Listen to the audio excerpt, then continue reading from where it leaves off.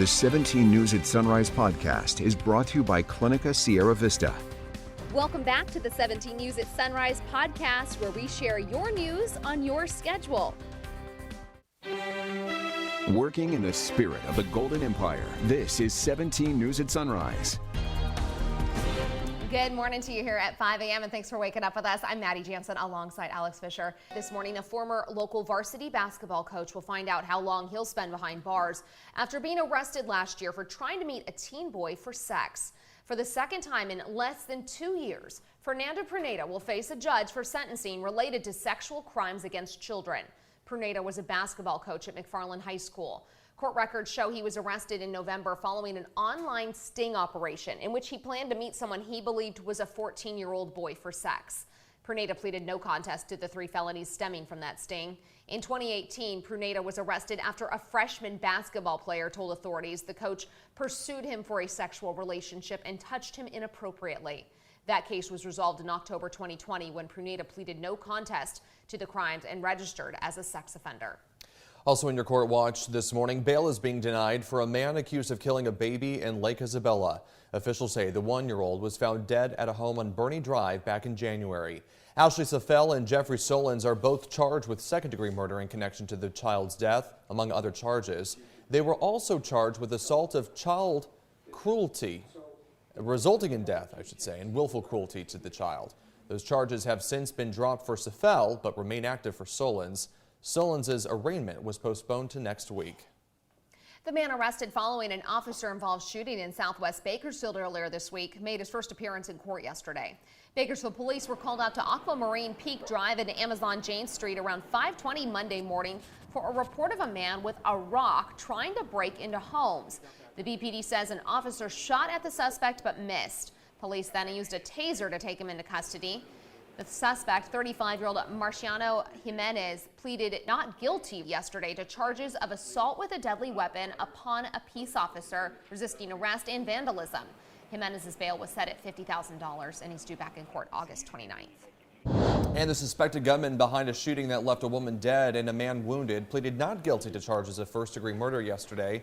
The shooting happened just before 7:30 Sunday night outside a room at the Vagabond Inn on Colony Street near Panama Lane. Police say the woman died in the shooting and the man was taken to the hospital in critical condition. 23-year-old Vicente Nico Williams was arrested in connection to that shooting. He is held without bail and is due back in court at the end of the month. And now to coronavirus news, Kern County has passed a tragic milestone in the COVID-19 fight, with more than 2,500 confirmed deaths in our community due to the virus. Data from Kern Public Health shows COVID-19 continues to harm unvaccinated people more severely than those who are vaccinated. But Kern's COVID death toll has fewer racial disparities than the state's average. Latinos made up 56% of Kern people killed by the virus. African Americans represent 5% of local COVID deaths. And white Kern residents make up 31%. These numbers fall in line with population sizes, according to census data.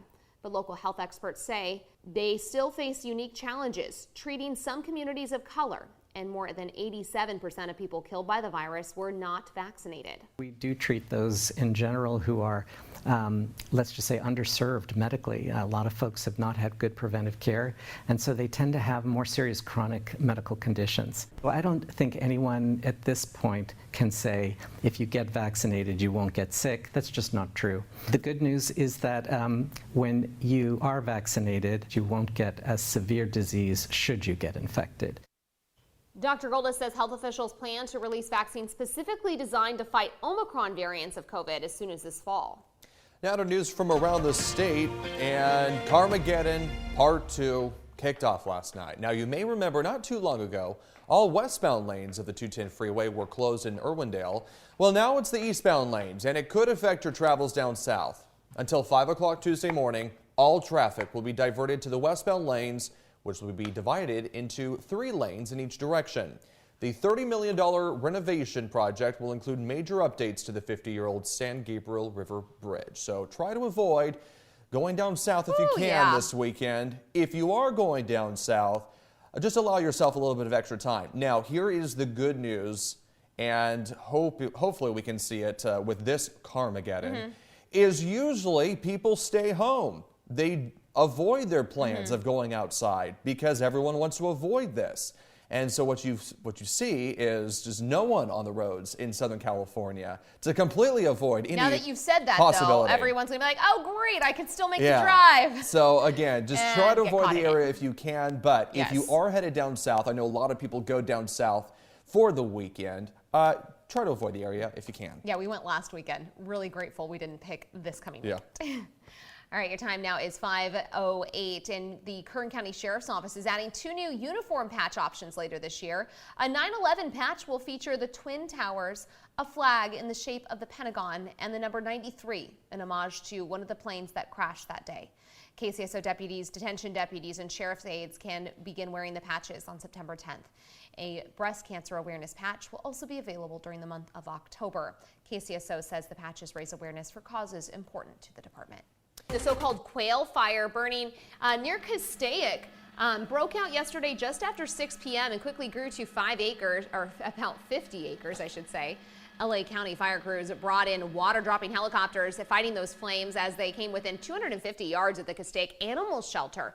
Fortunately, crews were able to stop the spread about 90 minutes after that fire sparked. No one was hurt and no structures were destroyed thus far. High school football returns to the gridiron tonight, but this season those Friday night lights won't be shining quite as much as they usually do, at least not on Fridays. A nationwide referee shortage is shaking up schedules across the country. 17's Chris Burton joining us in studio this morning with more. Chris?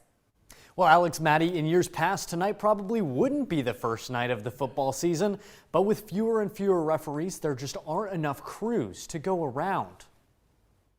Black and white stripes seen in dwindling numbers. Referees on the verge of going extinct. It's really bad.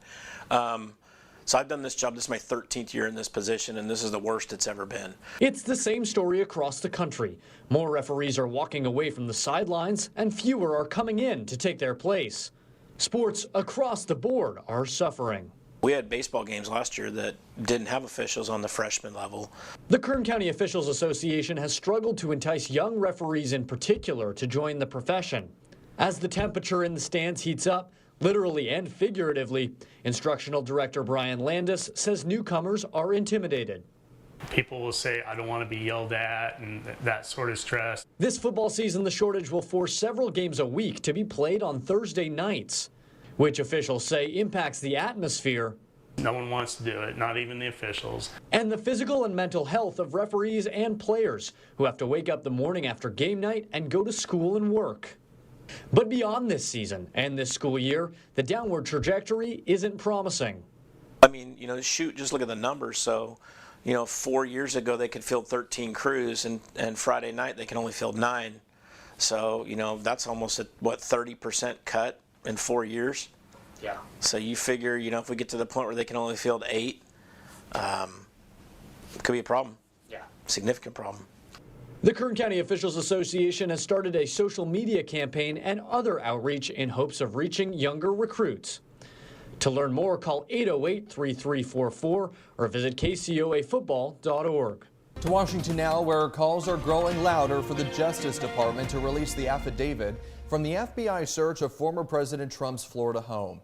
NBC's Susan McGinnis has details on that and other investigations into Trump and his allies.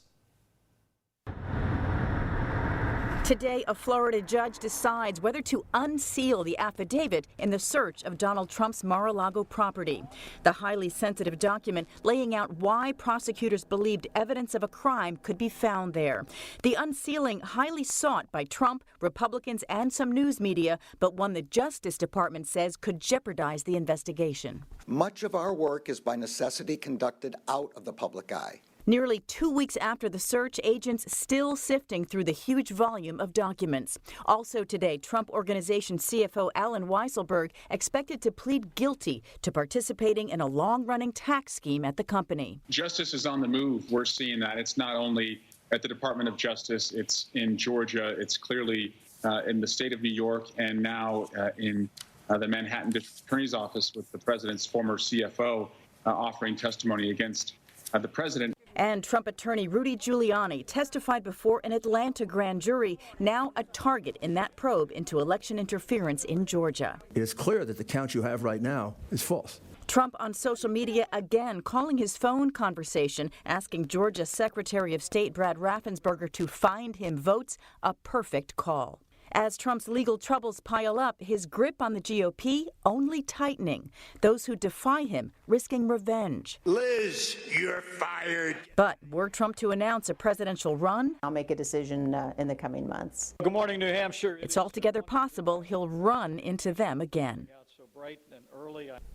Pence said if asked, he will consider testifying before the January 6th committee and says in coming months he will tell his story of that day more frequently. In Washington, Susan McGinnis, NBC News. 17 News is your local election headquarters, and after a landslide loss for Wyoming Congresswoman Liz Cheney, we're looking at the implications of that race here at home. For Bakersfield Congressman Kevin McCarthy, this could be a key step in his quest for the House Speaker's gavel next year. For Hanford Congressman David Valadao, this leaves him in one of the rarest clubs on Capitol Hill. 17's Maddie Gannon has more. Harriet Hageman has received the most votes in this primary. She won. Tuesday night, GOP Representative Liz Cheney conceding defeat to Harriet Hageman. A result over 1,100 miles away that could be felt right here in Kern County. I think her whole focus has been different. For Bakersfield Congressman Kevin McCarthy, it's the culmination of a tumultuous 18 months with the Wyoming Congresswoman. Her whole focus has been against one individual, whether she has information or not, instead of focusing on her district itself. One-time allies and fellow House Republican Party leaders. The pair have been at odds over Trump and January 6th, with McCarthy traveling to Wyoming to campaign for Trump-backed Hageman, a move Democratic analyst Neil Sinapa says could help his chances at the speakership next year. I think McCarthy is trying to figure out where he can please the base, and that base is still very heavily that vocal Trump base. Thank you very much, Steve. Cheney specifically calling out McCarthy the morning after her loss. And we need leaders who have reverence for our Constitution, who are faithful to our Constitution, and who are going to do what's required to abide by our oath, no matter whether or not it's politically convenient. Kevin McCarthy certainly does not fit that bill. My bill. Meanwhile, for Hanford Congressman David Valadao, Cheney's loss leaves him as one of only 2 House Republicans who voted to impeach Trump, still with the chance of staying on Capitol Hill. I think when you look at this congressional district that David Valadao is in, it's much different than a lot of these primaries you've seen across the country. Republican analyst Kathy Abernathy notes the blue-leaning makeup of Valadao's district makes his case different than the 8 others who have either retired or lost their primary races. Maddie Gannon, 17 News. The 17 News at Sunrise podcast is a production of KGET and Nexstar Media Group. For more on all of the headlines in today's show, head to kget.com.